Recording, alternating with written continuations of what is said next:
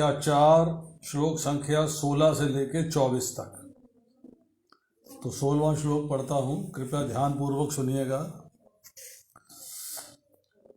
किम कर्म किम अकर्म इति कवय अपि अत्र मोहिता तत्ते कर्म प्रवक्ष्यामि यज्ञात्वा मोक्षसे अशुभात्। कर्म क्या है और अकर्म क्या है, इसे निश्चित करने में बुद्धिमान व्यक्ति भी मोहग्रस्त हो जाते हैं। अतः मैं तुमको बताऊंगा कि कर्म क्या है, जिसे जानकर तुम सारे अशुभ से मुक्त हो सकोगे। देखिए, भगवान अब बताना चाहते हैं कर्म क्या है और अकर्म क्या है। भगवान ने अर्जुन को निष्काम भाव से कर्म करने की आज्ञा दे दी है। दूसरे अध्याय में उन्होंने बताया, अब मैं तुम्हें निष्काम भाव से कर्म करना बता रहा हूँ, तुम इसे सुनो। यदि तुम इस ज्ञान से कर्म करोगे तो कर्म के बंधन से मुक्त हो जाओगे। तो भगवान जो है उसको इसमें भी उन्होंने जो है 15वें श्लोक में कहा है कि तू पूर्वजों द्वारा सदा से किए जाने वाले कर्मों को कर, अर्थात निष्काम कर्मों की व्याख्या हो रही यहाँ। तो निष्काम कर्म को करने की भगवान ने आदेश दिया है, आज्ञा दी है।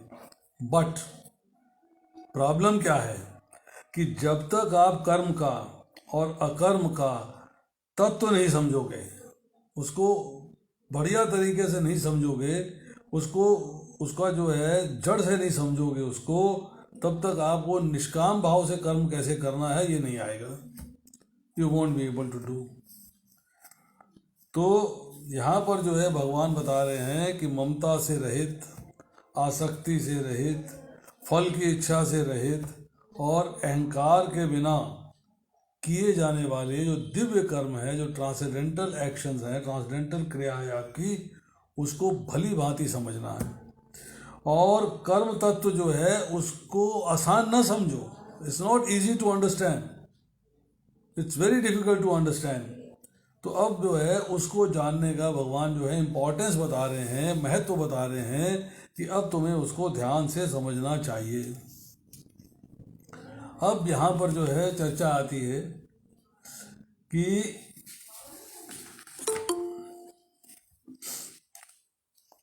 Principles of religion cannot be understood simply by speculation. जो आप अंदाजे से, मनोभाव से, मैंने ये सोचा, मैंने ये सुना, मैंने ऐसा किया, नहीं। जो धर्म के सिद्धांत हैं उनको आपको समझने के लिए स्पेकुलेशन नहीं है। ये कौन बड़े करोड़पति नहीं है कि आपने अंदाजा लगाया और इनाम जीत लिया, ऐसा नहीं होगा। आपको उसको समझना पड़ेगा, और समझने के लिए चाहिए आपको दिव्य बुद्धि, क्योंकि भगवान जो है जिस बुद्धि से कार्य कर रहे हैं वो दिव्य है। भगवान ज्ञान दे रहे हैं, दिव्य ज्ञान दे रहे हैं, और दिव्य ज्ञान को दिव्य बुद्धि से ही समझा जा सकता है, साधारण बुद्धि से समझा नहीं जा सकता। साधारण बुद्धि से नहीं समझा जा सकता। भगवान को समझने के लिए दिव्य बुद्धि चाहिए। अब यहाँ जो है चर्चा आ रही है कि कवय क्या है। कवय शब्द जो इस्तेमाल हुआ है वो क्या है। तो कवय है कि शास्त्र को जानने वाले जो बुद्धिमान व्यक्ति हैं, अर्थात जो इंटेलिजेंट पर्सन हैं, जो शास्त्र को जानते हैं, समझते हैं, उनकी चर्चा है। तो यहाँ कहा गया है कि अगर कोई विवेकी पुरुष जो सत्य असत्य का भेद जानता है, करणीय अकरणीय का भेद जानता है, क्या चाहिए क्या नहीं चाहिए इसका भेद जानता है, तो उसको देखा देखी कर्म न करिए आप। चाहे वो सही रास्ते जा रहा है तब भी कुछ दिन आप फॉलो करोगे फिर छोड़ दोगे, क्योंकि आपने तत्व से तो समझा नहीं। कुछ दिन फॉलो करोगे फिर छोड़ दोगे, क्योंकि आपने तत्व से तो समझा नहीं। जब तक आप उसको जो है तत्व से नहीं समझोगे, जड़ से नहीं समझोगे, तब तक तत्व से सारांश उसकी जो है मूल नहीं समझोगे, उसका जूस नहीं समझोगे, तब तक जो है आपको वो कर्म नहीं करना चाहिए। क्योंकि भगवान जो है उसका जो डिफिकल्ट प्रोसेस है तत्व को जानने का, उसको बता रहे हैं। अब चौथे अध्याय के 18वें से लेके और 32वें श्लोक तक कर्म को तत्व से जानना है, इसकी चर्चा हो रही है कि कौन से कर्म के या कर्म के फल का त्याग करना है, कौन सा कर्म या कर्म फल का त्याग करेंगे कौन से बंधन का कारण बनता है, और कौन से कर्म या कर्म फल का त्याग करेंगे तो बंधन से मुक्ति बनती है। इधर से आपको जो है कौन से कर्म आपको बंधन में बांधते हैं और कौन से कर्म आपको बंधन से मुक्ति दिलवाते हैं।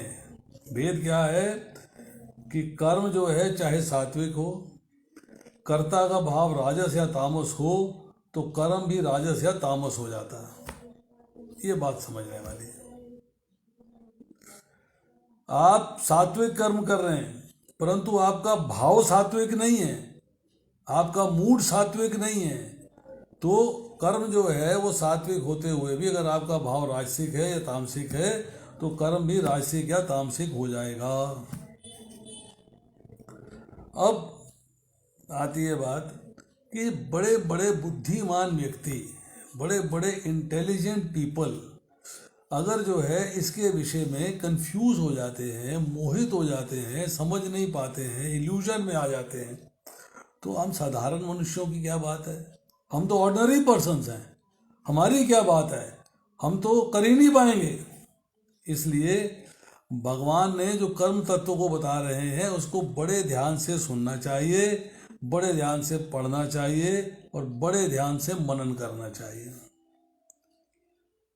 कौन सा कर्म या कर्म का त्याग मनुष्य को बंधन में बांधता है और कौन सा कर्म या कौन सा त्याग मनुष्य को बंधन से छुटकारा दिलाता है, ये तत्व से जानना है।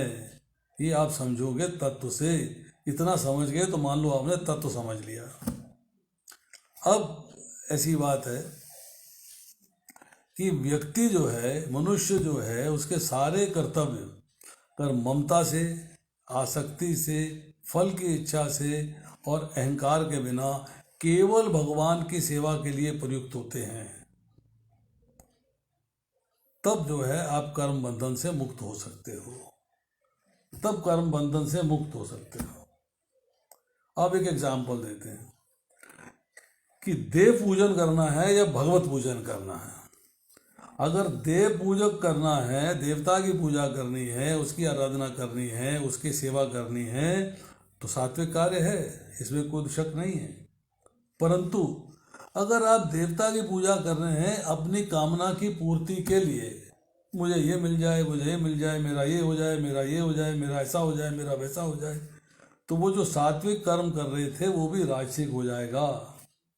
और अगर आप देवता की पूजा कर रहे हो किसी का अहित करने के लिए, अरे उसका कबाड़ा हो जाए, उसको ये नुकसान हो जाए, उसका ऐसा हो जाए, उसका ऐसा हो जाए, तो इसका मतलब ये है कि अब उस व्यक्ति के प्रति आपकी जो है कामना जो है वो दुर्भाव से है, तो वो कर्म जो है आपका वो काम तामसिक हो जाएगा। हालांकि देवता की पूजा कर रहे हैं, सात्विक कार्य है, परंतु किसी से दुश्मनी निभाने के लिए कर रहे हैं, किसी को दुश्मनी समझते हुए कर रहे हैं, तो वो कार्य जो है वो तामसिक हो जाएगा। अब कर्म में लिप्त होना चाहिए या कर्म में निर्लिप्त होना चाहिए। अगर आप कर्म में लिप्त हो, कर्म के प्रति आपका राग है, अटैचमेंट है, ममता है, आसक्ति है, फल की इच्छा है, तो बंधन में आ जाओगे। और अगर आप कर्म में निर्लिप्त हो, ये रूटीन कर्म करना है, शास्त्र भेद कर्म करना है, भगवान की सेवा के प्रति करना है, भगवान के आदेश के अनुसार करना है, तो ममता रहित होगा, आसक्ति रहित होगा, अहंकार रहित होगा और फल की इच्छा रहित होगा, तो वो कर्म आपको जो है, जो कि भगवान के प्रति समर्पित हो गया है, तो आपको बंधन से मुक्ति दिला देगा, आपको मुक्ति मिल जाएगी। अब आते हैं दो शब्द, एक है प्रवृत्ति और एक है निवृत्ति। प्रवृत्ति का मतलब है करना और निवृत्ति का मतलब है छोड़ना, विड्रॉ करना, अवॉइड करना। अगर आपकी प्रवृत्ति कर्म में है तो बंधन है, अगर आपकी प्रवृत्ति अकर्म में है तो मुक्ति है। अगर आपकी निवृत्ति कर्म में है, मतलब आप जो है कर्म जो है अपनी एंजॉयमेंट के लिए, अपनी सेंस ग्रेटिफिकेशन के लिए नहीं करना चाहते हो तो मुक्ति है। पर अगर आप जो है कोई ऐसा कार्य करते हो भगवान के प्रति सेवा करते हो, भगवान की पूजा अर्चना करते हो, परंतु डिज़ायर रखते हो तो बंधन में बंधोगे। तो ये पॉइंट जो है ये अच्छे तरीके से समझने वाले हैं। तो बंधन जो है वो डिज़ायर से होता है, ममता से होता है और आसक्ति से होता है। ये बात समझने वाली है। अब आता है श्लोक संख्या 17, श्लोक संख्या 17 पढ़ते हैं। कर्मणा हि अपि बोद्धव्यम च विकर्मणः अकर्मणः च बोद्धव्यम गहना कर्मणः गति। यह बोद्धव्यम शब्द 3 बार आया है। समझना चाहिए, समझना चाहिए, समझना चाहिए। अनुवाद में लिखते हैं प्रभुपाद, कर्म की बारीकियों को समझना अत्यंत कठिन है। कर्मणा गति अति गहन, बहुत गहन है, बहुत गंभीर है, बहुत डिफिकल्ट है। तो कर्म की बारीकियों को समझना अत्यंत कठिन है। अतः मनुष्य को चाहिए कि भाई ठीक से जाने कि कर्म क्या है, विकर्म क्या है और अकर्म क्या है। यहाँ प्रभुपाद जी लिखते हैं, यदि कोई सचमुच ही भव बंधन से मुक्ति प्राप्त करना चाहता है, भव बंधन से मुक्ति प्राप्त करना चाहता है, तो उसे कर्म, अकर्म और विकर्म के अंतर को समझना होगा। कर्म का, अकर्म का और विकर्म का विश्लेषण की आवश्यकता है, क्योंकि अति गहन विषय है, गंभीर विषय है, बहुत ही डिफिकल्ट विषय है। अब प्रभुपाद जी ने एक बहुत बढ़िया स्टेटमेंट दिया। देखते हैं, कृष्ण भावनामृत तथा गुणों के अनुसार कर्म को समझने के लिए परमेश्वर के साथ अपने संबंध को जानना होगा कि what is your relationship with God. आपका संबंध क्या है, आपका रिश्ता क्या है। तो शास्त्र बताते हैं कि रिश्ता क्या है, जीवेरे स्वरूप कृष्णेर नित्यदास, कि जीव जो है भगवान का नित्य दास है। फलस्वरूप दास का कार्य क्या है, स्वामी की सेवा करना। तो हम दास हैं, तो हमारा कार्य क्या है, भगवान की सेवा करना। तो इसमें जो है अब समझने वाली बात है 7वें श्लोक के अंदर कि किस स्थिति में, किस परिस्थिति में, किस मनुष्य को कौन सा शास्त्र के विहित अर्थात अकॉर्डिंग टू शास्त्र कर्म किस प्रकार करना चाहिए। इस बात को समझता कौन है, जो शास्त्र का ज्ञाता है। तो इसलिए जो है ज़रूरी क्या है कि अगर आप अपने वर्ण आश्रम के अनुसार कर्तव्य कर्म करना चाहते हो, कर्तव्य कर्म करना चाहते हो, अपने उसको आचरण में लाना चाहते हो, तो जिन महापुरुषों ने, जो तत्ववेता हैं, जिस प्रकार कर्म किए हैं उनको समझना होगा। ब्लाइंडली फॉलो नहीं करना कि ब्लाइंडली फॉलो कर दिया, नो, उनको समझना होगा और फिर उसको, उससे प्रेरणा लेके, उसको अंडरस्टैंड करके उसके अनुसार कार्य करना। तो यहाँ जो है कहा है कि आपको अकर्म भी समझना है, कर्म भी समझना है और विकर्म भी समझना है, तीनों चीज़ें समझनी है। अब अगले श्लोक में पढ़ेंगे कि कर्म का तत्व क्या है। तो कर्म का तत्व है कर्म करते हुए निर्लिप्त रहना। किसके प्रति? फल के प्रति। फल के प्रति निर्लिप्तता है। जो मेरा स्टैंडर्ड कर्म था, जो मेरी ड्यूटीज थी शास्त्रानुसार, वो मैंने परफॉर्म करी और परफॉर्म करने के बाद अब मैं कर्म के फल के प्रति मेरी कोई कामना नहीं है, कोई इच्छा नहीं है, कोई डिज़ायर नहीं है। I have got absolutely no desire. तो मैं जो है अब उस कर्म फल के प्रति निर्लिप्त हूँ। जब तक आप भगवान के साथ अपना रिलेशनशिप नहीं समझोगे, तब तक आप कर्म कर्म विकर्म नहीं समझ सकते। ये ज़रूरी है। अब बेसिक्स पे आते हैं। कर्म क्या है? कर्म है कि कामना सहित सकाम भाव से, मतलब मैं भगवान के साथ मेरा जोड़ा है अपने आप को, सकाम कर्म योग में हूँ या सकाम कर्म में हूँ और मैं शास्त्र के अनुसार कार्य कर रहा हूँ, अकॉर्डिंग टू शास्त्र कर रहा हूँ, अपने लिए, अपनी सेंस ग्रेटिफिकेशन के लिए, अपने आनंद के लिए, कार्य कर रहा हूँ, परंतु कार्य जो है मेरा वो अपने आनंद के लिए है, पर शास्त्र के अनुसार है। अविकर्म क्या है? यही कर्म जो अपनी प्रसन्नता के लिए कर रहा हूँ, अपने एंजॉयमेंट के लिए कर रहा हूँ, अपनी सेंस ग्रेटिफिकेशन के लिए कर रहा हूँ, परंतु शास्त्र के विरुद्ध है। शास्त्र उसको जो है परमिट नहीं करता। जैसे कि हम एग्जाम्पल देते हैं कि आप एक व्यक्ति के घर में 3 दिन से खाना नहीं बना, घर वाले बहुत परेशान हैं।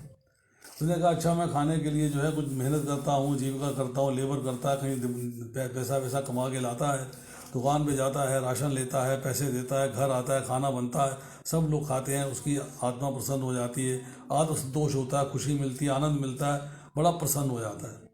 कर्म किया, जीवन यापन के लिए पैसा लेके आया, खाना खरीदा गया, सब कुछ करने के बाद घर में सब लोग सुख शांति से सोए। ही इज़ वेरी हैप्पी कि मैंने कार्य किया है, मैंने पैसा कमाया है, उस पैसे से मैं राशन लाया। दूसरा व्यक्ति है, उसके घर 3 दिन से खाना नहीं बना, परेशान है, क्या करूं क्या नहीं करूं। उठता है, बाजार जाता है, राशन तुलवाता है, बनिया कहता है जाओ जी 600 रुपया दो आपके सामान का, तो चक्कू उसकी छाती पर रख देता है। पैसा मांगेगा तो चक्कू मार दूंगा। इसका मतलब यह है कि वो व्यक्ति जो है अब वो शास्त्र के विरुद्ध, अर्थात जीवन यापन नहीं किया उसने, लूट के ला रहा है, तो शास्त्र के विरुद्ध हो गया। घर में खाना बना, सबने खाया, आत्मसंतोष हुआ, आत्मसंतुष्टि हुई, खुशी मिली, सब आराम से सोए, मैं बड़ा हैप्पी हूँ।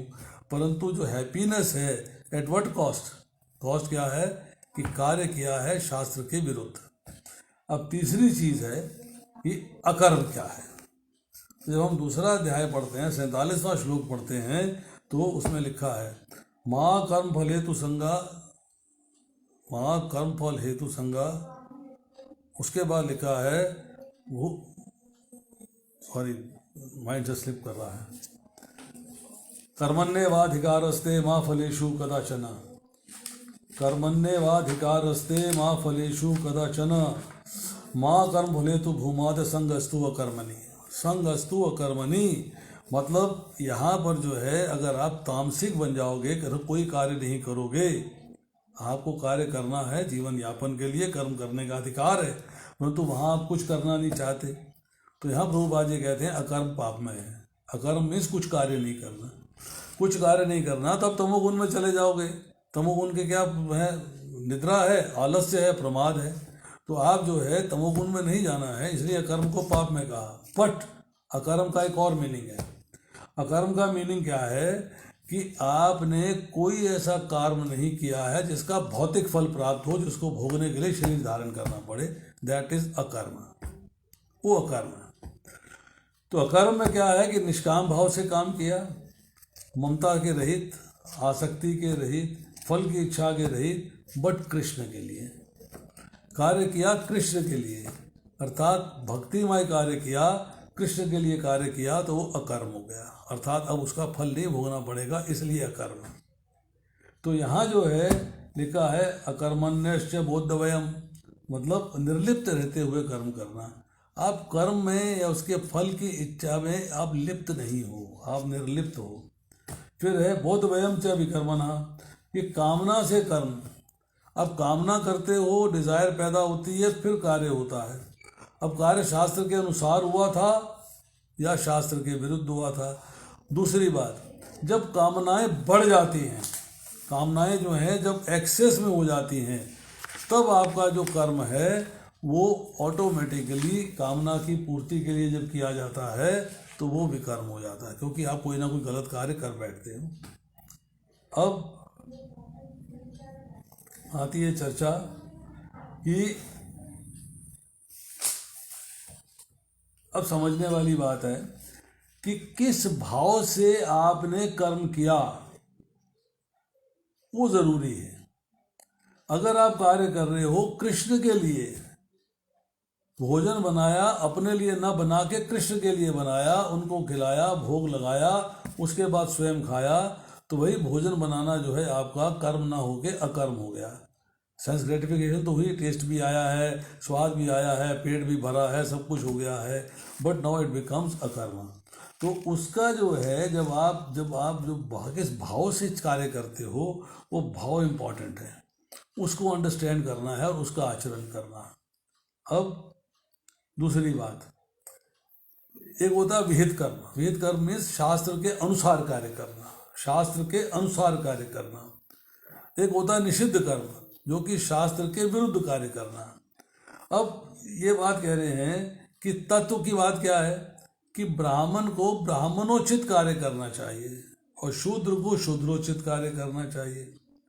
जैसे कि सब वर्णों की सेवा करके जीविका चलाना शूद्र के लिए प्रिस्क्राइब ड्यूटी है, विहित कर्म है, वही ब्राह्मण के लिए निषिद्ध कर्म है। वही ब्राह्मण कार्य वर्णों की सेवा करना नहीं है, यज्ञ है, दान है, इस तरह के कार्य हैं उसके लिए। इसी तरह जैसे दान लेकर, वेद पढ़ाकर, यज्ञ कराकर जीविका चलाना कल ब्राह्मणों के लिए तो प्रिस्क्राइब ड्यूटी है, कर्तव्य कर्म है, परंतु दूसरे वर्णों के लिए कर्तव्य नहीं है, पाप है। दूसरे वर्ण अगर करते हैं तो पाप है। तो इसी तरह इस बात को बहुत ही अंडरस्टैंड करना है, बहुत अंडरस्टैंड करना है।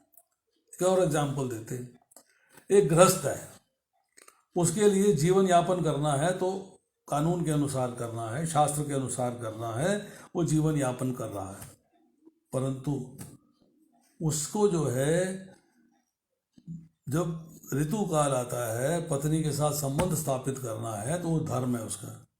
परंतु सन्यासी है, उसके लिए कांचन अर्थात धन और स्त्री कामिनी का स्पर्श करना जो है वो पाप है।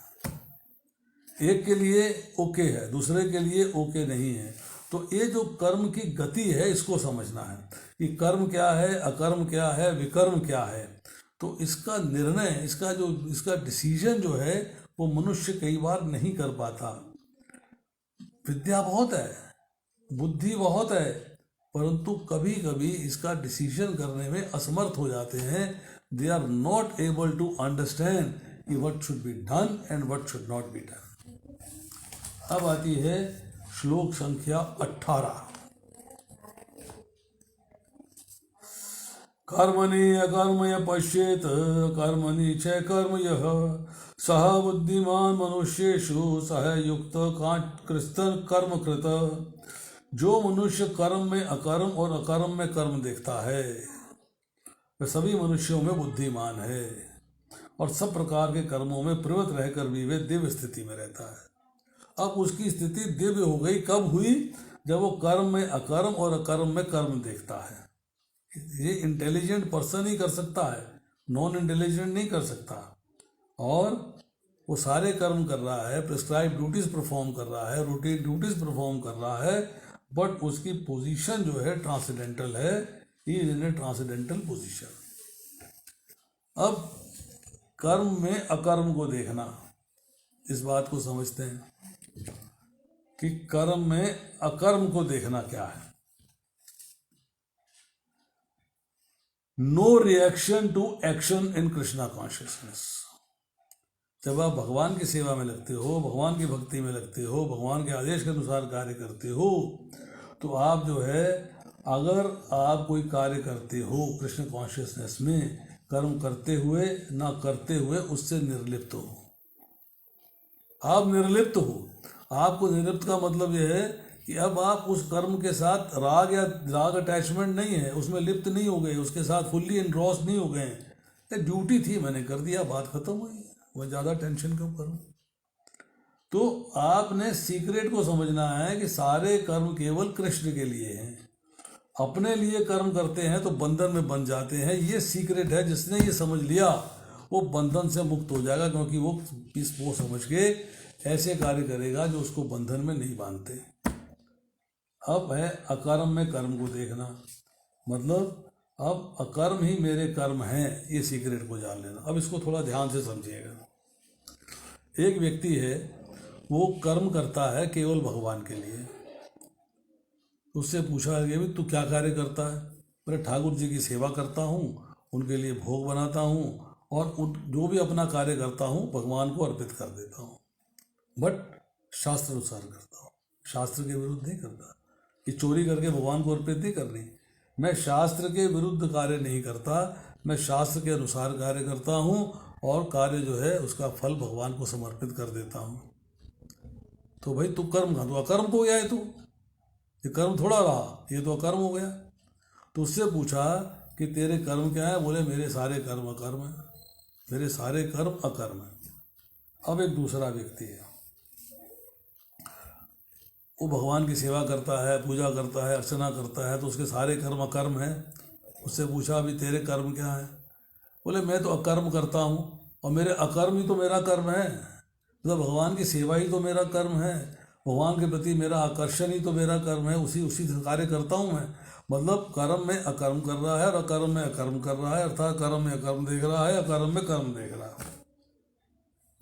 यज्ञ, दान, तप और वर्णाश्रम के अनुसार जीविका चलानी और शास्त्र संबंधी जितने भी नियम हैं उनका पालन करना, फल की इच्छा नहीं रखनी, ममता नहीं रखनी, अहंकार नहीं रखनी, इनका त्याग कर देना।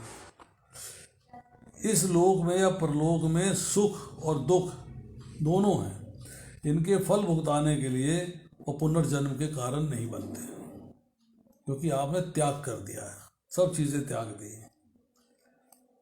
रादर बल्कि मनुष्य के जो किए हुए पहले कार्य हैं उन शुभ और अशुभ कर्मों का नाश करके उसको संसार के बंधन से मुक्ति दिलाने वाले होते हैं। इसकी चर्चा अगले श्लोक में आएगी। तो इस रहस्य को समझ लेना ही कर्म में अकर्म करना है। अब आती है बात कि बंधन में और अकर्म में और कर्म में फिर भेद समझते हैं। मन से, वाणी से और शरीर से इनको एंजॉय करने के कार्य को त्याग देना, भगवान की सेवा में लगा देना, ये अकर्म है। और ये अकर्म भी, ये अकर्म किया आपने, अर्थात आपने सब त्याग दिया भी, अगर आसक्ति, फल की इच्छा, ममता और अहंकार पूर्वक किया जाए तो ये भी फिर जो है कर्म बन जाता है और पुनः बंधन में बांधने का कारण बन जाता है। इसी रहस्य को समझना है, you have to understand it. दोनों में सार क्या है? निर्लिप्तता। ये निर्लिप्त होना चाहिए। कर्म में अकर्म को देखना, मतलब कर्म को करते हुए या कर्म को ना करते हुए निर्लिप्तता ही मुख्य है। मेन एलिमेंट क्या है? मेन एलिमेंट है निर्लिप्त होना, अनअटैच्ड, टोटल डिटैचमेंट होनी चाहिए, वो आपको जो है निर्लिप्तता कहलाती है। मीन्स पहले निर्लिप्तता अंडरस्टैंड करनी है, उसके बाद कर्म को करना। अब क्या है कि कर्म किया और निर्लिप्तता हो गई, अर्थात डिटैचमेंट हो गई, तो कर्म करना या ना करना मुख्य है। किसके लिए? कृष्ण के लिए, भगवान के लिए। ये है अकर्म में कर्म को देखना। अब आते हम श्लोक संख्या 19 पे।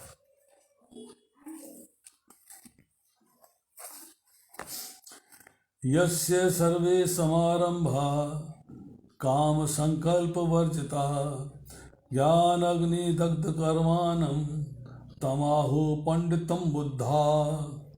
जिस व्यक्ति का प्रत्येक प्रयास अर्थात उद्यम इंद्र तृप्ति की कामना से रहित होता है उसे पूर्ण ज्ञानी माना जाता है। उसे ही साधु पुरुष ऐसा करता कहते हैं जिसने पूर्ण ज्ञान की अग्नि से कर्म के फलों को भस्मसात कर दिया है। तो भगवान ने यहाँ पर जो है बताया जो भगवान का ज्ञान है उसको अग्नि के समान माना। और इसी चौथे अध्याय के 37वें श्लोक में पढ़ेंगे कि जिस तरह अग्नि जो है समस्त प्रकार के ईंधन को जला के भस्म कर देती है, उसी प्रकार एक ज्ञान पूर्ण अग्नि समस्त कर्म फलों को जला के भस्म कर देती है। अब आती है कि जो सिद्ध कर्म योगी हो गया, जिसने कर्म में अकर्म देखना समझ लिया, जिसने अकर्म में कर्म और कर्म में अकर्म करना समझ लिया, इस तत्व को जानने वाले सिद्ध कर्म योगी की ये चर्चा हो रही है। यहाँ लिखा है यस् सर्वे समारंभा काम संकल्प वर्जिता। संकल्प का मतलब यह है कि आपके मन में विषयों का चिंतन हो रहा है, विषयों का चिंतन हो रहा है, आपको बार बार विषय याद आते हैं, संसारिक चीज़ें बार बार याद आती हैं, बड़े अच्छे हैं, मुझे बड़े अच्छे लगते हैं, तो आसक्ति हो गई, आसक्ति हुई तो फिर कर्म हुआ। मतलब अब आप जो है इसको आपको अवॉइड करना है। वर्जिता मीन्स इसको छोड़ना है। और विकल्प क्या होता है? विकल्प ये है कि ये जो विषय हैं, ये जो पदार्थ हैं, ये हानिकारक हैं, अच्छे नहीं हैं। तो ऐसी बुद्धि डेवलप करनी है कि इनके बिना रहने का अभ्यास हो जाए। आई डोंट वांट इट, मुझे नहीं चाहिए। और ये संकल्प और विकल्प तो बुद्धि में होते रहते हैं, परंतु जो इंटेलिजेंट पर्सन है, जिसके पास आर्ट ऑफ डिस्क्रिमिनेशन है, जिसके पास बुद्धि है, वो क्या करता है कि जैसे हंस जो है पानी और दूध मिला हो तो दूध चुग लेता है, पानी छोड़ देता है। इसी तरह व्यक्ति को जो है समझ लेना है कि मुझे क्या चीज़ चाहिए और क्या चीज़ नहीं चाहिए। जो चाहिए उसे चुन ले, जो नहीं चाहिए उसे अवॉइड कर दे। तो अब विकल्प जो है मिट जाएगा अगर आप प्रैक्टिस करोगे तो। अब केवल संकल्प रह जाएगा। जब संकल्प रह जाएगा तो कामना जो है होगी वो रीजनेबल होगी और भगवान की सेवा के प्रति होगी। अब कहते हैं कि कर्म योग से जो सिद्ध पुरुष है, जो अंडरस्टैंड कर गया तत्व को, जिसने सारी बात को समझ लिया है, उसमें जो है जो कर्म के बीज है, अर्थात ना संकल्प होगा ना कामना होगी, तो वो अकर्म की स्थिति में है। ना डिजायर है, इज डिजायरलेस। भगवान की सेवा करना ही मेरी डिजायर है बस। तो उसके मन में ना कामना है ना संकल्प है, अर्थात वो अकर्म की स्थिति में है। अब कामनाओं का कारण क्या है? डिजायर का कारण क्या है? डिजायर का कारण ये है संकल्प, विषयों का चिंतन, बार बार विषयों का चिंतन। ध्याय तो विषयान पुंसा, बार बार जो है जब जो है से विषयों का चिंतन होता है, तन्मात्राओं का चिंतन होता है, तब संकल्प डेवलप होते हैं, मुझे ये करना चाहिए, मुझे लेना चाहिए। तो अब संकल्प का इफेक्ट क्या है? कामना। जब आपको विषयों का चिंतन किया, आसक्ति हुई तो कामना हुई। तो ये बात समझना है कि मेरे को विषयों का चिंतन नहीं करना है।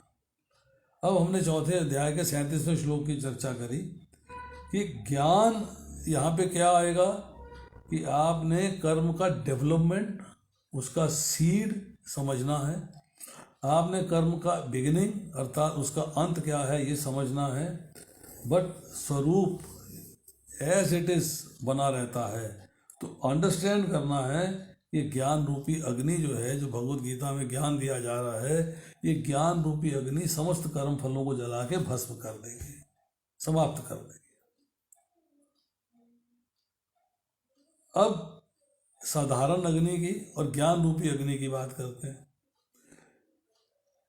अग्नि का क्वालिटी क्या होती है कि उसमें आप बीज डालोगे तो बीज भुन जाएंगे पर अंकुरित नहीं हो सकते हैं।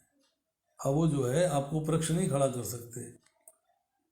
ज्ञान रूपी अग्नि क्या है कि कर्म के अंदर फल उत्पन्न करने की शक्ति नष्ट हो गई।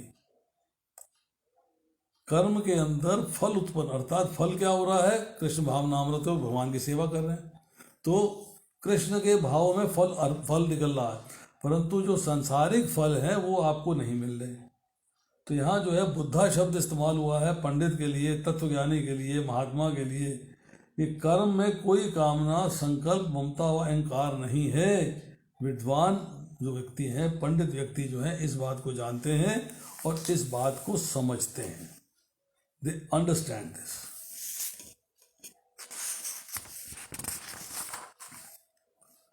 अब आती है हमारे पास श्लोक संख्या 20।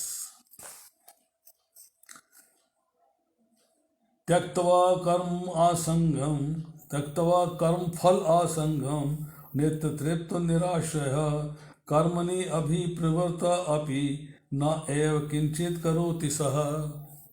अपने कर्म फलों की सारी आसक्ति को त्याग कर, ध्यान से सुनिएगा, अपने कर्म फलों में सारी आसक्ति को त्याग कर सदैव संतुष्ट तथा स्वतंत्र रहकर सभी प्रकार के कार्यों में व्यस्त रहकर कोई भी सकाम कर्म नहीं करता। त्यक्त्वा कर्म संगामा, ये बताई कि कर्मों में आसक्ति का सर्वथा त्याग कर देना और कर्मों से प्राप्त होने वाले इस लोक के और परलोक के जितने भी भोग हैं उनमें कोई ममता नहीं, कोई आसक्ति नहीं। आसक्ति नहीं तो कामना नहीं। तो इसमें कर्मों के फल में आसक्ति को ही त्याग कर देना है। अब देखिए 20वें श्लोक में, त्यक्त्वा कर्म फल संगम, कर्म की सामग्री मेरी है,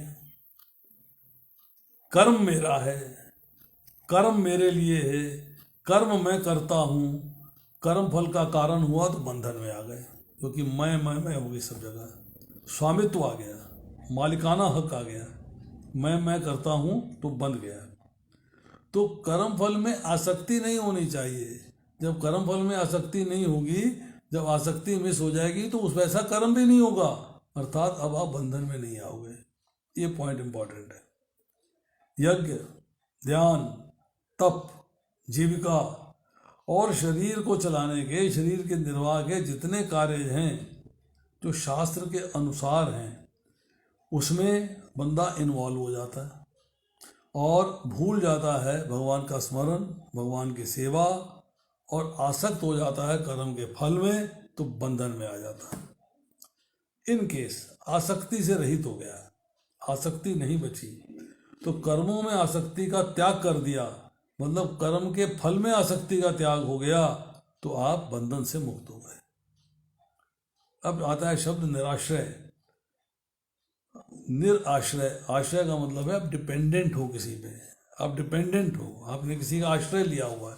तो डिपेंडेंस क्या है कि आसक्ति से रहित हो जाना, भौतिक संसार की किसी की वस्तु पर आश्रय नहीं होना, भौतिक संसार की किसी भी वस्तु का आश्रय ना होना।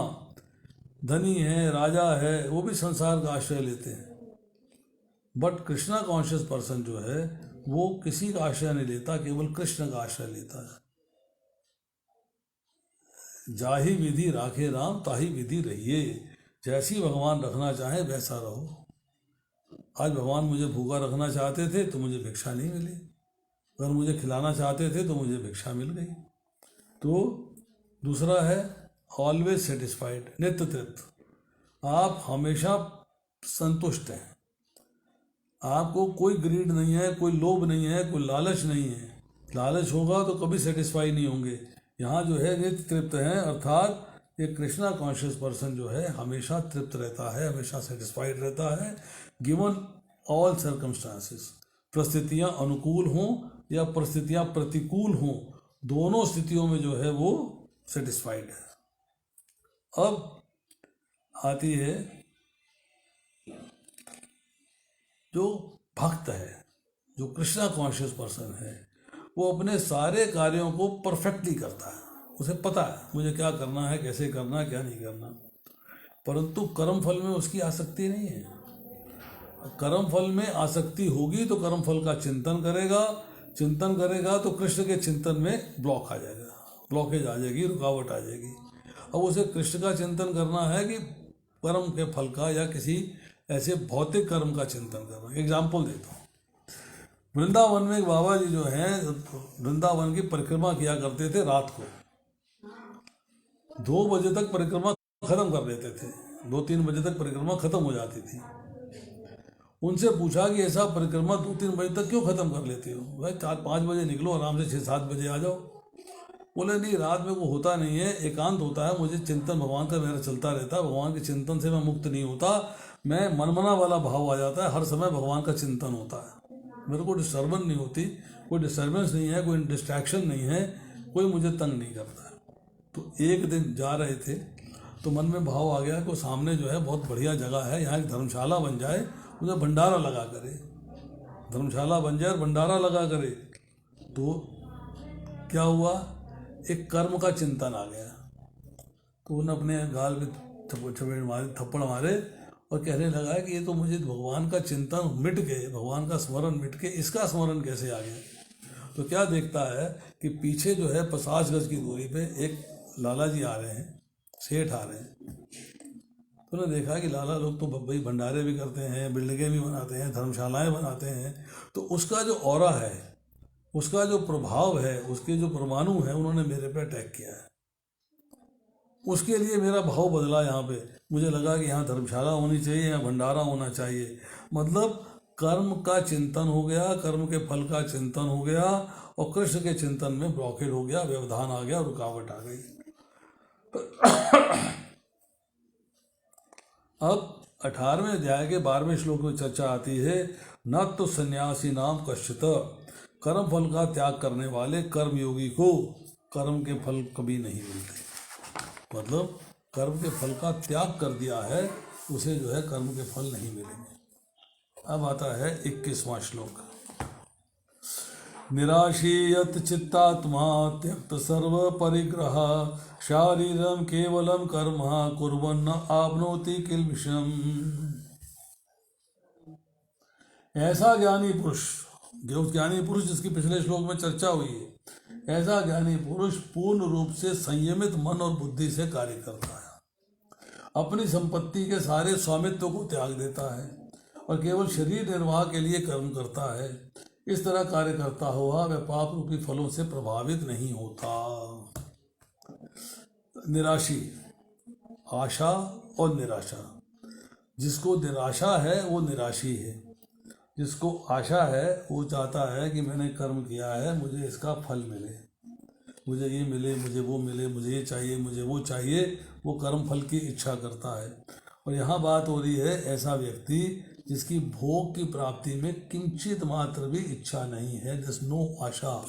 जो नो आशा है उसको कहते हैं निराशी, वो निराशी व्यक्ति। अब अगला आता है कि आपका यच्चित्तात्मा, इसका अर्थ क्या है? वशीकृत मन तथा बुद्धि।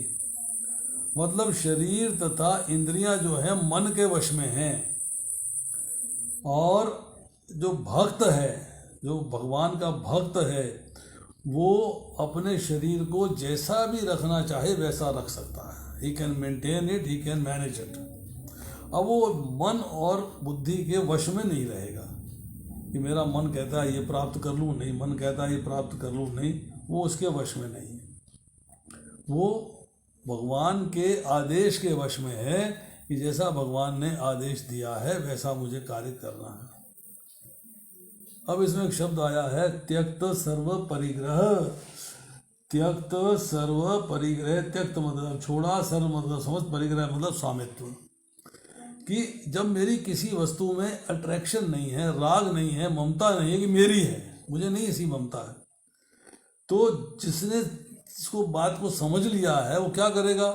जितनी भोग सामग्री है, जितने सांसारिक एंजॉयमेंट की सामग्री है, उसका हौले हौले त्याग कर देगा, और जो सामग्री भगवान की सेवा के लिए प्रयुक्त होती है उसको लेना शुरू कर देगा, उसको अपने पास स्टोर करना शुरू कर देगा। तो सर्व परिग्रह मतलब इसका जो श्लोक आ रहा है यहीं पर है। और शारीरम केवलम, अर्थात आपको शरीर के लिए जो जरूरी कार्य हैं वो करने हैं। शरीरम, शरीर के लिए, प्राण के लिए, मन के लिए जरूरी कार्य हैं। शौच जाना है, स्नान करना है, खान पान है, शयन है, वॉकिंग है, मतलब ये सारे कार्य आपको जो असेंशियल हैं ये आपको करने हैं, परंतु एंजॉयमेंट वाले कार्य नहीं करने। फिर आपको शब्द इसमें हुआ है किल्बिषम, अर्थात पाप पूर्ण फल। अगर आप यज्ञ छोड़ देते हो, तप छोड़ देते हो, ध्यान छोड़ देते हो, दान छोड़ देते हो, तो ये जो कर्म छोड़ने के बाद आपको पाप लगता है, क्योंकि आपको एक गलत कार्य हुआ है, ये कार्य ठीक नहीं हुआ है, इसलिए इसे पापपूर्ण कार्य कहा गया है।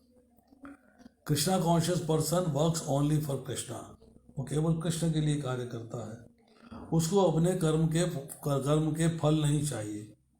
सो वो किसी भी चीज़ में इन्वॉल्व नहीं होता है, वो केवल ये जानता है कि मुझे जो कार्य करना है भगवान की सेवा के प्रति करना। श्लोक संख्या 22, यदृच्छालाभ संतुष्ट द्वंद्व अतीत विमुत्सरः समय सिद्धो असिद्धो च कृत्वा अपि न निबध्यते।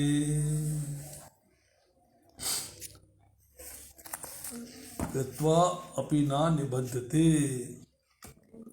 जिस व्यक्ति ने सब प्रकार की इच्छा, कामना, सूक्ष्म इच्छाएं, वासना आदि का सर्वथा त्याग कर दिया है, कोई आशा नहीं रखता, उसे निराशी कहते हैं, उसे निराशी कहते हैं। तो यहाँ पे अब चर्चा आई 22वें श्लोक के अंदर कि यदृच्छा लाभ क्या है। आपने कामना नहीं करी पर ऑटोमेटिकली आपको कुछ ना कुछ प्राप्त हो रहा है, आपके कर्मफल के अनुसार मिलता है। कर्म के फल है तो प्राप्त होगा।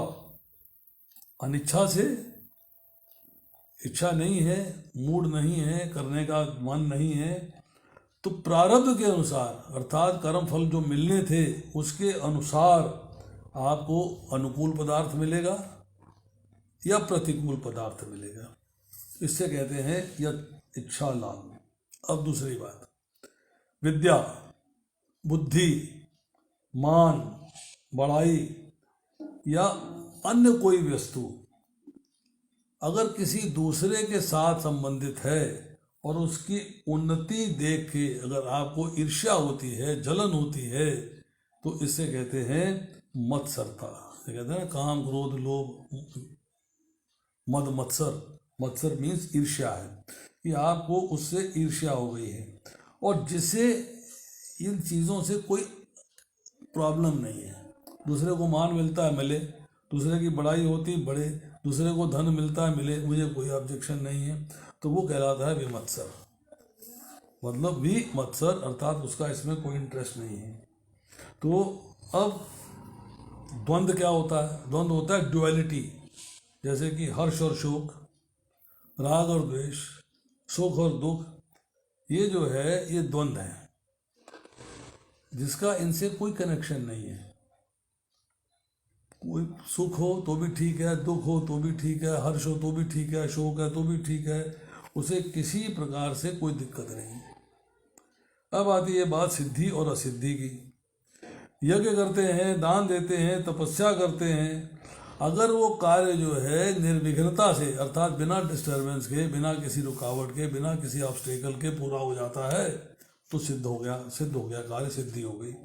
पर अगर किसी विघ्न बाधा से, किसी डिस्टर्बेंस से वो पूरा नहीं होता है, इसका मतलब है असिद्धि हो गई, असिद्धि हो गई।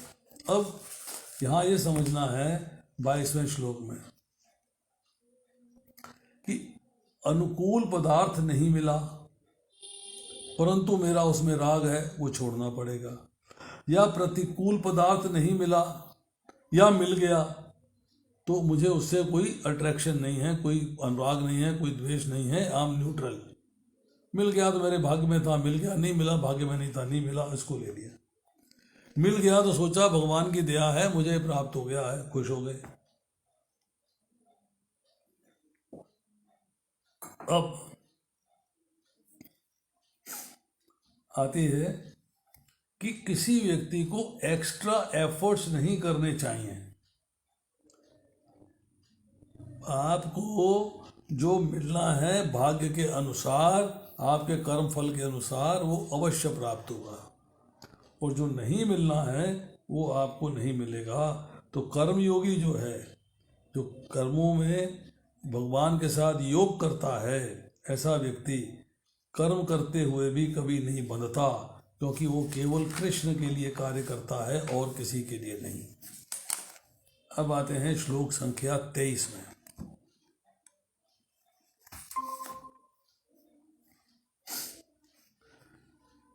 गत संगस्य मुक्तस्य ज्ञानवस्थित चेतसः यज्ञाय आचरत कर्म समग्रम प्रविलीयते। जो पुरुष प्रकृति के गुणों में अनासक्त है, जो पुरुष प्रकृति के गुणों में अनासक्त है और जो दिव्य ज्ञान में पूर्णतया स्थित है, उसके सारे कर्म ब्रह्म में लीन हो जाते हैं, सारे कर्म ब्रह्म में लीन हो जाते हैं। कर्मों में और उनके फलस्वरूप भोगों में कोई आसक्ति नहीं, कोई कामना नहीं। ये है मतलब आसक्ति का नष्ट हो जाना। अब कोई व्यक्ति देहाभिमान कि मैं ही शरीर हूँ, मैं ही आत्मा हूँ, मतलब उसको आत्मा शरीर का भेद नहीं समझता, मतलब अपनी उसका देह का अभिमान हो गया है, इससे अगर वो मुक्त हो गया है, अर्थात उसने समझ लिया है मैं कौन हूँ, मैं कहाँ से आया हूँ, मुझे मृत्यु के बाद कहाँ जाना है, भगवान कौन है, भगवान से मेरा संबंध क्या है, मुझे संबंध को कैसे निभाना है, जब ये सारी बातें आ जाती हैं, समझ में आ जाती हैं, तो मुक्त से हो गया, मुक्ति को प्राप्त कर लेगा। अब आती है चर्चा। यहाँ पर थोड़ी सी बात करते हैं 23वें श्लोक में।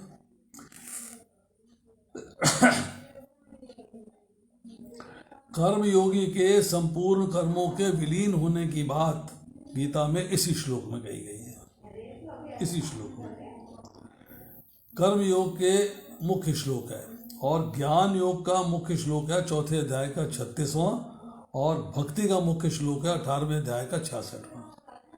ये 3 श्लोक याद रखिएगा। 4थे का 23वां, 4थे का 36वां और 18वें का 66वां। ये 3 श्लोक आपको समझने चाहिए। अब आते हैं गत संगस्य। कर्म में, कर्म के फल में और भोगों में आसक्ति न रहना। मतलब आप जो है उसमें आसक्ति नहीं रहते, अर्थात निष्काम हो गए, निष्काम हो गए। तो इसका मतलब है असंग नहीं रह रहे। असंग ना रहना मतलब आपकी उसमें आसक्ति है तो संग है और आसक्ति नहीं है तो असंग है। तो यहाँ जो है जो देहाभिमान से मुक्त हो जाएगा वो तो मुक्त हो जाएगा, क्योंकि उसमें अब जो है अनुकूल स्थिति, प्रतिकूल स्थिति, किसी के प्रति भी अट्रैक्शन नहीं है, रिपल्शन भी नहीं है, ना तो राग है ना द्वेष है। अब ज्ञान वस्तुतः चेतसा, जिसकी बुद्धि में उसके स्वरूप का ज्ञान नित्य निरंतर जागृत रहता है, प्रत्येक कार्य में मन भगवान में लगा रहता है, क्योंकि समझ लिया कृष्णेर स्वरूप, कृष्ण जीवे स्वरूप कृष्णेर नित्य दास, कि जीव का स्वरूप जो है भगवान के दास का है। ये बात समझ में आ गई। तो वर्णाश्रम धर्म के अनुसार कार्य करता है, उसी को यज्ञ कहते हैं। और उसमें जो है वर्णाश्रम के कर्मों को करना है। जो आपके वर्ण और आश्रम के अनुसार कर्म है उनको करना है। यही बात भगवान ने 3रे अध्याय के 9वें श्लोक में कही, यज्ञार्थ कर्मणो अन्यत्र लोकायम कर्म बंधना। अगर आप जो है यज्ञ के द्वारा अर्थात भगवान के सेवा के द्वारा अपने आप को भगवान से नहीं जोड़ते तो आप कर्म के बंधन में फंस जाते हो। अब आती चर्चा कर्म समग्रम प्रवीलते, अर्थात इस जन्म में जन्मांतर में किए गए सारे कर्म, संस्कार रूपी सारे कर्म जो मनुष्य के अंतःकरण में संचित रहते हैं कि अब समय पाकर प्रारब्ध की तरह प्रस्फुटित होंगे, इन्हीं के सहयोग से नवीन कर्म होते हैं। अब इन कर्मों को बंधन में करने की शक्ति न रहना, अर्थात अब आप में शक्ति नहीं है कि ये कर्म जो है आपको बंधन में बांध सकें। इतनी शक्ति आ गई है कि बंधन से मुक्त हो जाएं। इसका मतलब है कि अब प्रवीलिते, ये सारे के सारे कर्म जो हैं ये विलीन हो गए हैं, अर्थात अब वो बंधन नहीं कर सकते। अब आता है श्लोक संख्या 24। ब्रह्म अर्पणो ब्रह्म हवि ब्रह्म अग्नो ब्रह्म न हुतम ब्रह्मैव तेन गंतव्यम ब्रह्म कर्म समाधिना। जो व्यक्ति कृष्ण भावनाव्रत में पूर्णतया लीन रहता है उसे अपने आध्यात्मिक कर्मों के योगदान के कारण अवश्य ही ब्रह्मधाम भगवान की धाम की प्राप्ति होती है, क्योंकि उसमें हवन भी ब्रह्म है और हवि भी उस ब्रह्म की होती है। यहाँ ब्रह्म का अर्थ है भगवान, कि जो कृष्णा कॉन्शियस पर्सन है वो कृष्ण के लिए कार्य करता है। तो एवरीथिंग जो है, एवरीथिंग एग्जिस्ट इन कृष्णा। अब जो है जो हम देखते हैं कि जड़ पदार्थ जो भी चीज़ें हमें अवेलेबल हैं, जब वो भगवान की सेवा में लगते हैं तो ब्रह्म हो जाते हैं, अर्थात भगवान के ही हो जाते हैं। सर्वत्र ब्रह्म दर्शन रूप यज्ञ करने वाले साधक का वर्णन हो रहा है। ये उस कृष्णा कॉन्शियस प्रैक्टिशनर का वर्णन हो रहा है जो सारे कार्य भगवान के लिए करता है। तो यज्ञ जो है उसके 5 अंग होते हैं, 5 पार्ट होते हैं। अर्पण, और आप आहुति डालते हो, हवि अग्नि, होता और फल, ये 5 चीजें हैं। अंग ब्रह्मलोक हो जाते हैं तब योगी की गति ब्रह्मचर्य भगवान तक पहुंच जाती है। यज्ञ में आहुति मुख्य है और पूर्ण तब है जब आहुति ही अग्नि रूप हो जाए। जब हम देखते हैं कि हम आहुति में जो है आहुति डालते जाते हैं, घी डालते हैं, सामग्री डालते हैं, भगवान का नाम लेते हैं, भगवान की आराधना करते हुए जब डालते जाते हैं, अंत में जब नारियल डालते हैं भगवान विष्णु के प्रति समर्पित कर देते हैं, उसके बाद हम सारी सामग्री डाल देते हैं, सारा घी डाल देते हैं, तो अग्नि जो है प्रज्वलित होती है, अर्थात पूर्ण हो गया, सारी आहुति अग्नि रूप हो गई। मतलब जो हव्य पदार्थ था, जो उसमें डाला गया था हवि, उसकी जो है अलग से सत्ता नहीं रही, वो अग्नि में समर्पित हो गया, तब यज्ञ पूर्ण हो गया। तो इसका मतलब है कि जो भी आप कार्य करते हो वो सारे के सारे कर्म जो है अकर्म हो जाए, जब कृष्ण के लिए करते हो तो सब अकर्म हो जाए। तो यहाँ शब्द 3-4 इस्तेमाल हुए, इनकी चर्चा कर लेते हैं। ब्रह्मार्पणम ब्रह्म हवि, अर्पण करना अर्थात जिस पात्र से, जिस बर्तन से आहुति दी जाती है, जिसको स्त्रुवा ब्रह्म माने कहते हैं। हवि हव्य पदार्थ, जौ तिल सामग्री घी, ये सभी कुछ ब्रह्म हो जाता है, सभी कुछ भगवान के प्रति समर्पित हो जाता है, सभी कुछ भगवान हो जाता है। ब्रह्माग्नो ब्रह्मणाहुतम, मतलब आहुति देने वाला। आहुति जिस अग्नि में दी जाती है वो अग्नि, और आहुति देने की क्रिया सब भगवान है, अर्थात वासुदेवम सर्वमिति, सब महात्मा सुदुर्लभा। ऐसा महात्मा दुर्लभ है जिसने भगवान को तत्व से समझ लिया है कि सब कुछ वासुदेव हैं, अर्थात सब कुछ भगवान हैं। ब्रह्म कर्म समाधिना, कि सारे कर्मों में भगवान के द्वारा दी गई बुद्धि का प्रयोग करते हैं और सारे कर्म जो है समाधि में चले जाते हैं, अर्थात आप भगवान के भक्त बन जाते हैं। आपके दृष्टि में सिर्फ भगवान रहते हैं और कोई नहीं रहता, नथिंग। जैसे जब द्रोणाचार्य जो है एग्जाम ले रहे थे, परीक्षा ले रहे थे, तो जब सबसे पूछा कि सामने पक्षी में क्या दिखाई देता है, आंख बिंदनी है, सबको बहुत सारी चीज़ें दिखाई दे रही थी। जब अर्जुन से पूछा, उसने कहा मुझे केवल आंख दिखाई देती है और कुछ नहीं दिखाई देता।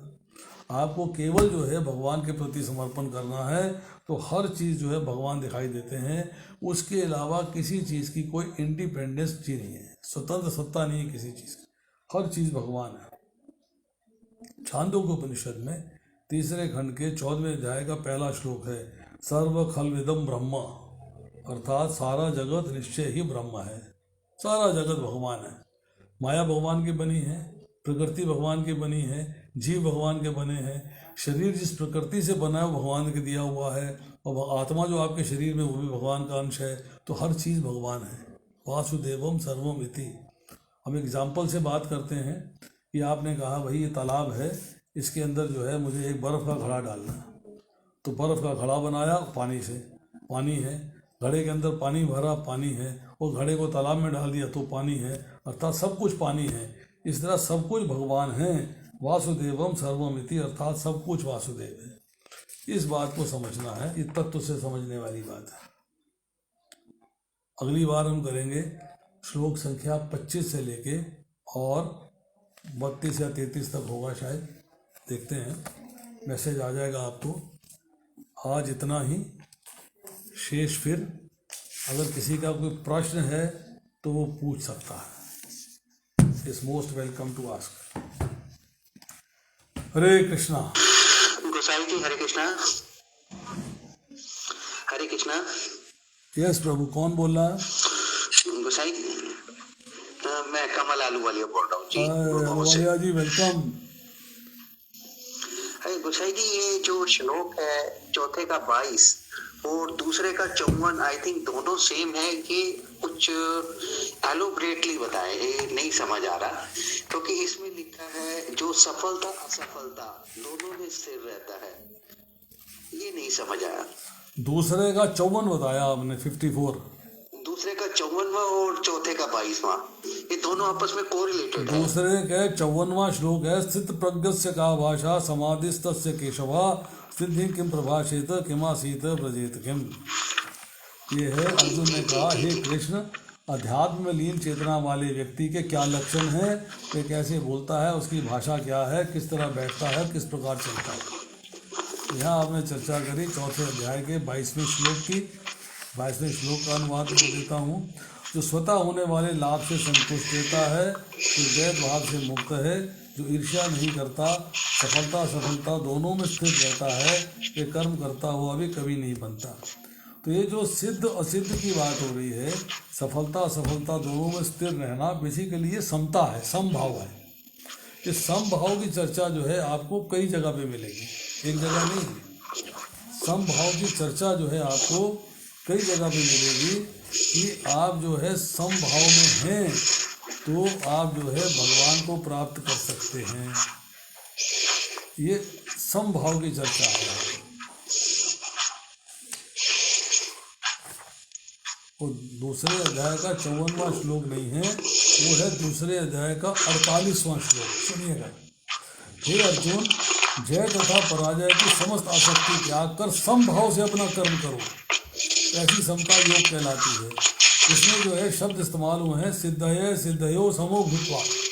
सिद्ध और असिद्ध मतलब कार्य हो गया है या नहीं हुआ है, उसमें समभाव रखो। स्थिति अनुकूल है प्रतिकूल है उसकी टेंशन नहीं करो। तो कुछ जो है श्लोक ऐसे हैं जिनमें चीज़ को एक्सप्लेन करने के लिए शब्दों का रिपीटिशन हुआ है, शब्दों का रिपीटिशन हुआ है।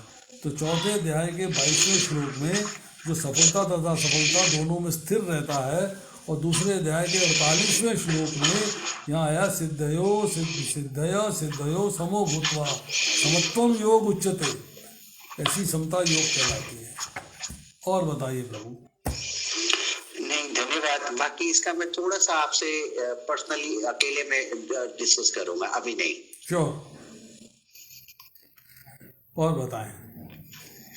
धन्यवाद जी। और कोई? धाम लीला माता जी, BR गुप्ता प्रभु।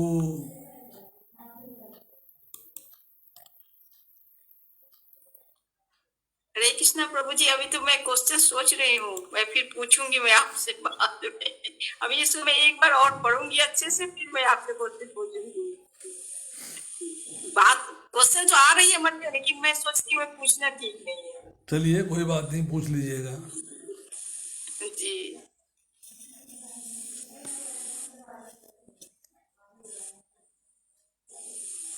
और मंजू जी आपका कोई प्रश्न है? ब्रिज विलासिनी माता जी आपका कोई प्रश्न है? सरपालक प्रभु आपका कोई प्रश्न है?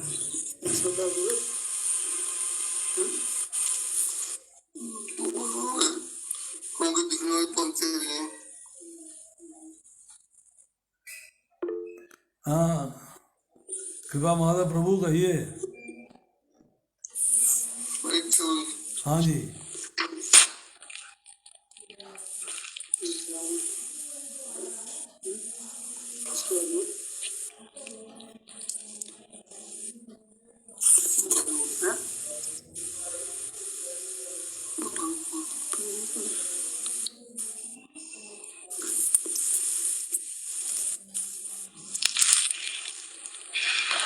हाँ मंजू जी आपका कोई प्रश्न है? नहीं प्रभु जी, धन्यवाद। अब मुझे निषिद्ध कर्म देखना था, वो आपने बता ही दिया। चलिए ब्रिज विलासिनी माता जी। निषिद्ध कर्म क्या होता है? मैंने थोड़ा पढ़ा था तो सोच के रखा था, वो आपने बता ही दिया। हाँ जी।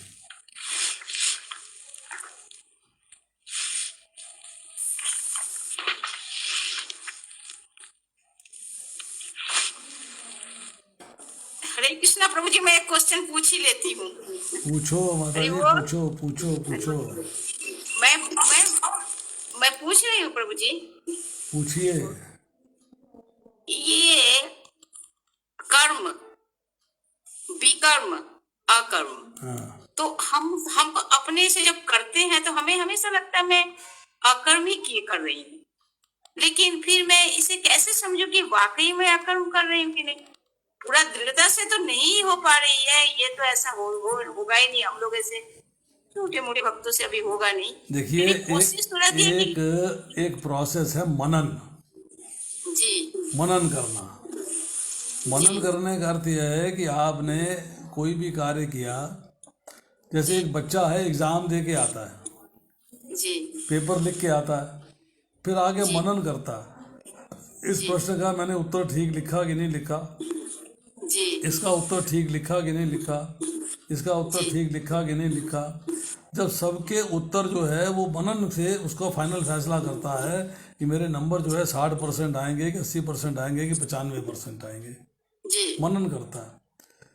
आपको जब कर्म की परिभाषा पता लग गई, अकर्म की परिभाषा पता लग गई, विकर्म की परिभाषा पता लग गई, तो आप जो है जो आपके रात को सोने से पहले सारे दिन के किए गए कार्यों को मनन कीजिए, मनन करिए कि मैंने जो आज ये कार्य किए हैं ये कर्म की कैटेगरी में आते हैं कि विकर्म की कैटेगरी में आते हैं या अकर्म की कैटेगरी में आते हैं। कोई भी कार्य किया हो तो जब मनन करेंगे तो आपको अपने आप में दिन ब दिन इम्प्रूवमेंट दिखाई देगी कि क्या मेरा कार्य जो है वो कृष्णा कॉन्शियस था कि नहीं था, जी है कि नहीं। जी, ये तो मेरे दिमाग में कभी आया ही नहीं। आपने इतनी अच्छी क्वेश्चन, हमारे क्वेश्चन इतनी अच्छी आपने आंसर दिया प्रभु जी, ये तो हम लोगों ने कभी करते ही नहीं ऐसा। भाई मनन करना है ना, मनन करना है। मैं आपको एक एग्जाम्पल देता हूँ। जी मैं बेलगाम गया, लेक्चर मैंने दिया सवेरे भागवतम का। जी कोई 50 के आसपास डिवोटी थे, 50-60 डिवोटीज थे, उसमें से 30-35 तो चले गए, जी 25 डिवोटी बचे। जी वो एक गोला बना के बैठ गए, अच्छा और गोला बना के बैठ गए, एक उनमें लीडर बैठ गया, एक मतलब लीडर बना दिया, आज का लीडर ये है, जी आज की लीडर है ब्रजविलासिनी माता जी हैं, मान लो। अच्छा, हरी बोल हरी बोल हरी बोल। अब देखा कि 10 लोग आए हैं, जी तो वहां पे उन्होंने क्या किया कि 25 लोग आए हैं, 25 लोग जो है आज जो चर्चा हुई है, आज जो श्लोक हुआ है उसके अंदर जो वक्ता ने, जो बोलने वाले ने समझाया है, एक्सप्लेन किया है, वो एग्जाम्पल दिया है, तो एक व्यक्ति बताएगा मुझे ये बात समझ में आई, दूसरा बोलेगा मुझे ये अच्छा लगा, तीसरा बोलेगा मुझे ये अच्छा लगा, चौथा बोलेगा मुझे ये ठीक लगा। तो वो रिपीटिशन नहीं होना चाहिए। अब 20 लोग बैठे हैं या 15 लोग बैठे हैं या 25 लोग बैठे हैं, उन्होंने मनन कर लिया। अब एक व्यक्ति बैठा है, वो मुझसे कहता है प्रभु जी मैं तो मारा गया। मैंने कहा क्यों मारे गए? कहता मेरा नंबर बाद जो लाइन स्टार्ट हुई था, गोला स्टार्ट हुआ था, उसमें मैं आखिरी में आया हूँ। तो मैंने सोचा अच्छा मैं ये बोलूँगा, तो उसने बोल दिया। फिर मैंने सोचा मैं ये बोलूँगा, तो उसने बोल दिया। मैं सोचूंगा मैं ये बोलूँगा, तो उसने बोल दिया। जब मेरा नंबर आया तो बोलने लायक कुछ बचे ही नहीं, सारे को सारे हो गए। मैं क्या करूँ, मैं क्या करूँ? तो ये एक मनन था। मनन का मतलब ये है कि हम लोग देखिए मंदिर में भी जाते, कथा सुनते, प्रसाद पाते, भाग जाते। मनन कहाँ करते? कहाँ करते? नहीं करते बाकी हम लोग मनन तो करते नहीं। जी कथा सुन ली, उसके बाद उसमें क्या बात समझ में आई है, क्या समझ में नहीं आई है, जब बात आपस में डिस्कस करेंगे, चर्चा करेंगे, तब जो उसमें से प्रश्न निकलेगा। प्रश्न तो निकला नहीं। तब जी कथा सुनी, अभी भी कथा सुनी, कंप्यूटर बंद किया, चलो जी काम खत्म। कथा सुनी, मोबाइल बंद किया, बात खत्म। कथा बस, ना पढ़ी सुनी ना मनन और किया। सही बात। चलो जी प्रसाद का टाइम हो गया, घर चल के प्रसाद पाएं या मंदिर में प्रसाद पाएं, तो मनन नहीं हो पाता। तो जो इम्पोर्टेंट पॉइंट है वो है कि आपने मन के द्वारा सारी सिचुएशन को एनालाइज करना है कि आज जो पढ़ा, आज जो मैंने सीखा है, आज जो किसी ने बताया, जो भी वक्ता रहा हो, ABC XYZ जो भी रहा हो, तो मेरे को उसने क्या बताया है, मुझे उसको सोच, मनन का मतलब है सोचना है, सुना है। बुद्धि के द्वारा फिर उसका फैसला करना है कि हाँ भाई ये बात समझ में आई, मुझे अपने जीवन में लगानी चाहिए, ये बात समझ में आई, मुझे अपने जीवन में लगानी चाहिए। तो वो जो है मनन से फ़ायदा ये होता है कि आपको उसमें इंटरेस्ट डेवलप होता है, इंटरेस्ट डेवलप होता है। और दूसरी क्या है कि जब मनन करते हैं तो भगवान का चिंतन होता है। चिंतन मुझे भगवान की तो चर्चा मन में जी, लगा भगवान की रहे हैं ना, चर्चा चिंतन उन्हीं की होती है जी भगवान की चर्चा ही तो कर रहे हैं। जी एक व्यक्ति है सिनेमा देख के आता है, ओहो मेरी माता ने नहीं देखा, तो माता को सिनेमा की स्टोरी सुनाता है। जी 1 घंटा बीतता है, मेरे पिता ने नहीं देखी, पिता को भी स्टोरी सुनाता है। भाई कहता है भैया फिल्म कैसी रही, उसको भी स्टोरी सुनाता है। मतलब स्टोरी का चिंतन लगातार चल रहा है, जी जी उस फिल्म का चिंतन लगातार चल रहा है, उसके मन में फिल्म बसी हुई है।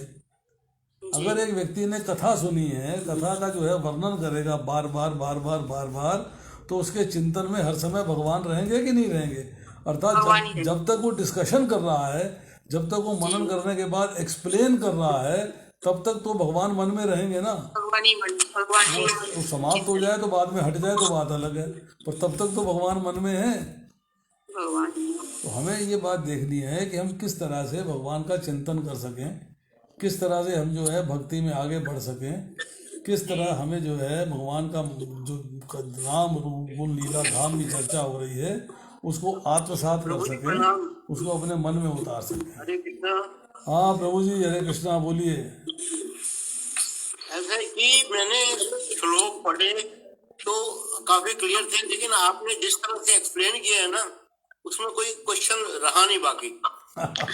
धन्यवाद, इसके लिए बहुत बहुत धन्यवाद। बहुत बहुत थैंक यू। हाँ जी। ब्रजविलासिनी माता जी बड़ी बिजी हैं कुछ पढ़ने में, अभी प्रश्न निकाल के लाएंगे कुछ सुंदर सा।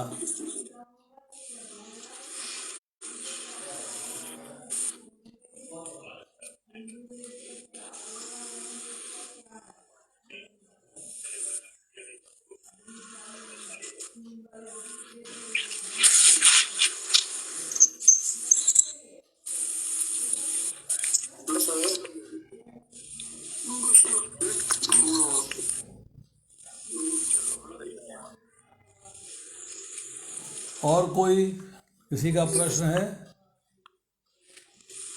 माता जी कमरे में लेफ्ट।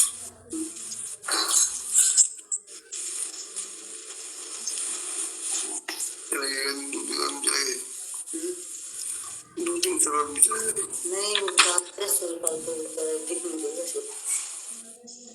चलिए फिर मिलते हैं फिर।